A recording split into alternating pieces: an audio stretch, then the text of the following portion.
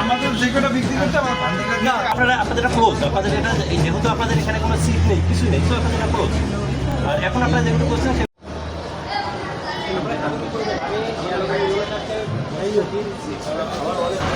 আপনি যে আমাকে এই প্রমাণটা দেখাইতে পারতেন যে আপনি টাকাটা ফেরত দিয়েছেন, এরকম ধরনের ওই দেখলাম 500 টাকা ফেরত, ওই 500 টাকা ফেরত দিয়েছেন।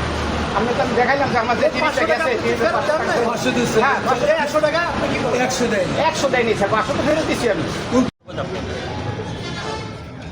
ঈদ পরবর্তী যাত্রী সাধারণের সেবা নির্বিঘ্ন করার জন্য এবং তারা যাতে ন্যায্য মূল্যে সঠিক গন্তব্যে নির্বিঘ্নে পৌঁছাতে পারে সেরকম আজকে আমরা মোবাইল গ্রুপ পরিচালনা করি এবং সেখানে অনেক জায়গায় আমরা তাদের ব্যত্যয় লক্ষ্য করি।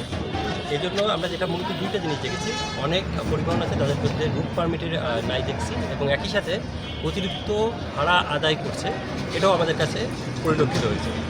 আর এরকম চারটা পরিবহনকে, সেবা গ্রিন লাইনকে 10,000 টাকা, ওয়েলকাম পরিবহনকে 10,000 টাকা, লাবিবা পরিবহনকে 25,000 টাকা এবং বলেশ্বর পরিবহনকে 5,000 টাকা, মোট 50,000 টাকা অর্থদণ্ড প্রদান করে।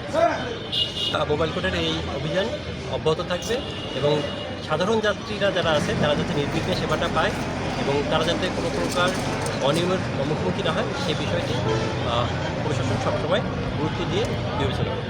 তাই বন্ধ করে দেওয়া হবে।